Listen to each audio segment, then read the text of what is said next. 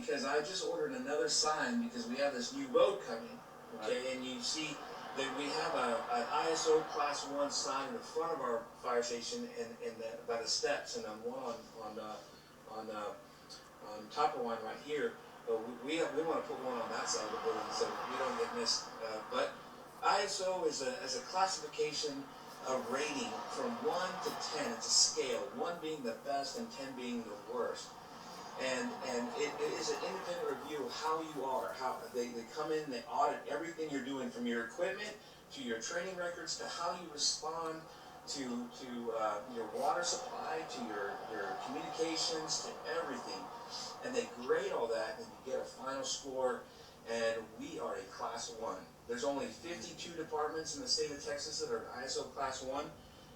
We are a full Class 1, so that means even in the outskirts of Converse, in every single bit of Converse is a Class 1. And interestingly enough, even the ESD1 that we protect, because we're contracted to provide fire protection for that district, they enjoy a Class 1 ISO rating, and that affects your insurance rates. That's why it's so important. I just had a phone call. You know, so oftentimes people are asking, what do you do? You know, as a chief, you know. Well, I answer a lot of phone calls and a lot of questions, do a lot of reports and budget and things like that. But I got a phone call yesterday from a lady that says, hey, I live over here and I just bought a house and my insurance company is asking for an ISO letter. No problem, I have one for you. And I sent it to her and she was so happy. She found out she's in the highest and best rating possible. That means her insurance is going to be less. We earn that through the support of our citizens, and we really appreciate that. We're going to continue to maintain that. It's really important. We're also a FireWise community. Right. We're the biggest FireWise community in the state of Texas. That is a National Fire Protection Association standard.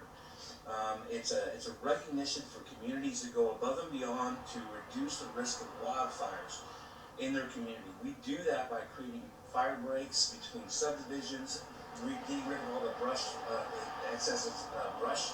The city has a great program for brush collection, right? And so citizens can get out there and get their brush away from their houses and their fences, and they put them out front. The city comes by and picks them all up, and that goes to keep a community safe.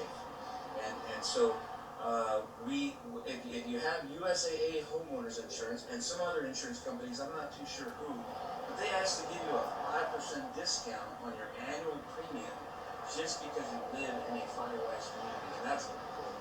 Right, it's amazing that we're able to enjoy the lowest property tax rate we have. We still have the same rate we had in the 80s, but we recently purchased a new ladder truck and a new pumper. Tell us what's going on with those. Yeah, so we were able to get a brand new ladder truck. It's a 107-foot straight stick ladder, and you'll notice it's a little shorter than most ladders. It's only a single axle in the back, and it came from Pierce in Wisconsin. It's a custom-made truck for Converse. We also have a brand new pumper. It's a fire engine that is at Station 2, and that is a very short truck as well with plenty of water, plenty of equipment. So we use that truck. The Station 2's engine is really a rescue pumper, because we respond to vehicle accidents of 1604. Please slow down, by the way, where is she going?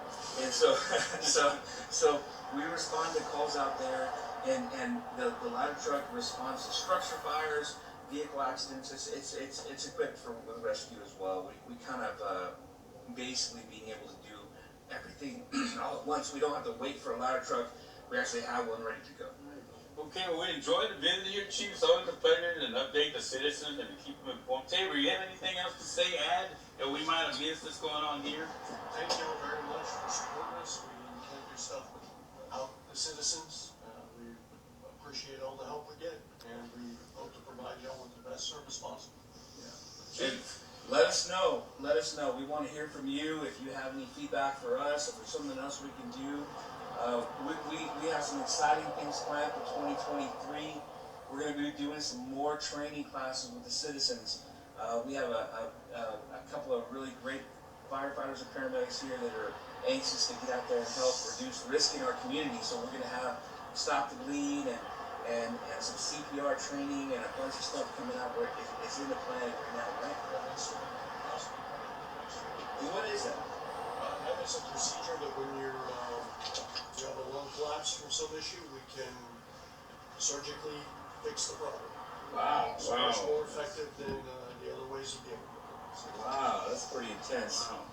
So, One more thing to the emergency management, as the emergency management, tell us about the Storm Ready. oh man, another one. Yes. Yes. So we just won an award from the National Weather Service for becoming a storm ready community. I think we're the only ones on this side of town. Yes. Or in this area. And Storm Ready is a recognition from the National Weather Service that acknowledges cities that are going above and beyond to meet best practices in emergency management and preparedness for weather events. So we have our own weather station at City Hall. You got to plug into that thing. If you have it, we'll post it up on our website. We have emergency plans in place. We have training that's ongoing with staff, engagement with the community, trying to share as much as we can about weather preparedness, and it's just a good thing to have. It just tells the citizens that we are doing our job and we're doing it to the best possible standards out there. Okay, well, thank you so much for your service. Thank you. Your department serves the citizens very well, obviously, and keep up the great work and entire force here. And I really appreciate the services that y'all provide the citizens. So thank you, citizens of Converse. Join us next week as we meet with Police Chief Bobby Lane, and we'll get updates from Police Chief Bobby Lane on what's going on in Converse from the police. Have a great weekend and enjoy the day.